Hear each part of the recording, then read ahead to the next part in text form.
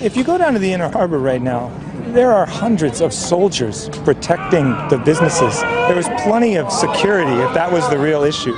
But I think that by doing this, we're sending the message to the world that this city is unsafe for everyone, that it can't be controlled. That's not true. For the first time in Major League Baseball history, it was announced today's official paid attendance is 0 at a very lonely stadium in Baltimore. Foul balls went unretrieved, and the crack of the bat rang louder than the voices of loyal fans gathered outside an outfield gate to cheer on a game from afar. Did Major League Baseball knee-jerk in carving out a slice of history that no one will be proud of? Step up, take a few swings. Here we go. Our guest is the CEO of Sports Ventures, the man who invented the concept of covering and commenting on sports business, the sports professor, who has not shaved for me today, thanks so much. He's hitting that 70s and 80s look once again, Rick Horrow. Yeah, you like it, man? I was going to go to the game, and I protested because I couldn't get in, so I decided to grow a beard. No, last time I saw you with that beard, it was a full beard, and it was a long time ago. It didn't come in gray, my friend. It's all right. Thank you very much. I was 31 when I shaved it, man. I haven't talked to you in, I'm sorry. In at least 60 years. Let's get to it as far as Baltimore is concerned. Now, the Orioles say they didn't want to pull security away from potential riot scenes in the city, but there's still a thinking from a lot of people that MLB and the Orioles knee-jerked on this and they sent the wrong message. What do you think? I know there's a lot of historical debate about the difficulty of making this kind of decision generally.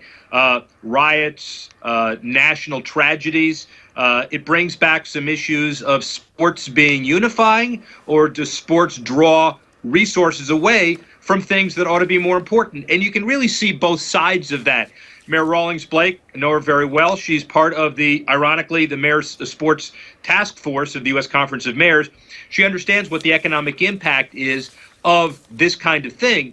The problem is, however, there's a lot at risk. And I do understand that for 3 hours to see an empty stadium is a signal that there's something wrong in Baltimore. So, I'm not taking a position. It's just a very difficult issue to deal with. But if we look at all those things, Rick, it's 3 hours of a game, actually 2.5 hours, but then you have fans arriving 2 hours before, fans leaving 2 hours after the game, you have transportation, you have parking, you have 30,000 people in that area. I can see why they would do it, but it certainly makes a lot of people think that all they did was bend to the rioters and basically change their life, which is what no one wants to do when you're faced with terror of any kind.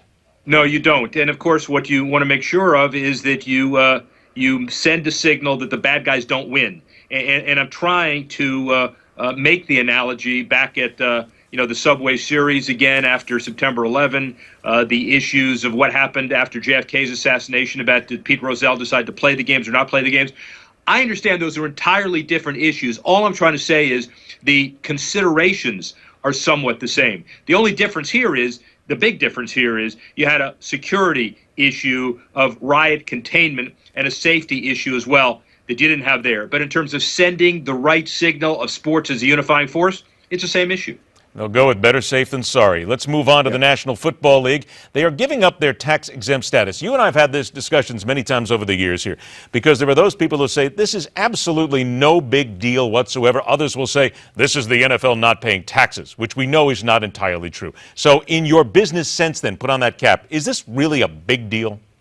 Well, it's not as big a deal as people think it is. And here's the reason why. There are 32 teams who get all the revenue from the league office, save administrative costs. The profits rest in the 32 teams.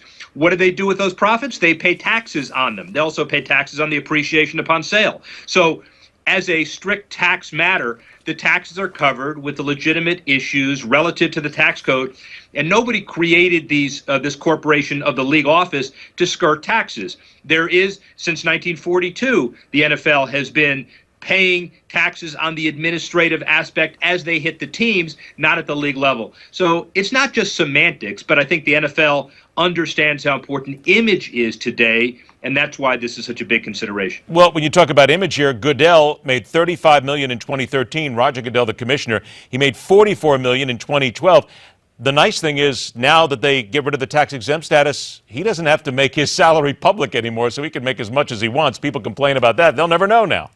Well, they know that he makes a lot of money, and the people will still complain, trust me. But the issue is, does he deserve that money? I am not an apologist for Roger Goodell. I will tell you that if you're running a company that's upwards of $14-15 billion a year of net revenue, do you deserve to get a piece of what that is? Well, yeah. And does the NFL have the opportunity to offer stock to Roger Goodell? Well, it's not a public company, so no. So then the issue is, how are you fairly compensated? Fairly compensated is in the eye of the beholder. I understand that $44 million is a lot of money. It's more than I make. I suspect probably a little more than you make, and that's the issue. It is only a little bit more than you make and a little bit less than I do. There we go. 60 seconds left. Mayweather-Pacquiao comes up in Las Vegas on Saturday night. Really, it's who wins this fight is on the side, a side issue here. The amazing amount of money here that's involved in this. Does this tell us that boxing is back, or is this just a one-off because of what it is?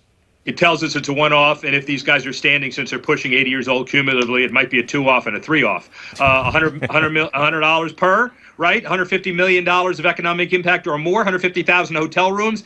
$35,000 minimum of the seats to get in. It is a beautiful country. Let's make sure we have a long fight, because if this lasts 10 seconds, all heck's going to break loose. Well, not only that, but you mentioned, you and I both know that because they're finally getting together, we will see the rematch, and then we will see the third. There will be a trilogy put together as long as no one's in the hospital at the end of this. They'll just keep cashing in. These guys hate each other, and lawyers are in the middle of it. It's a recipe for disaster. I'll take Pacquiao, by the way. Anything from you?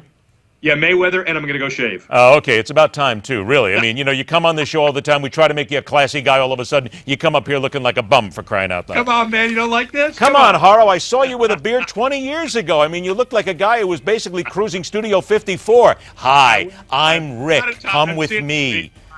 Get out of here. Rick, always a pleasure, my friend. Talk to you next week. Take care. Go shave.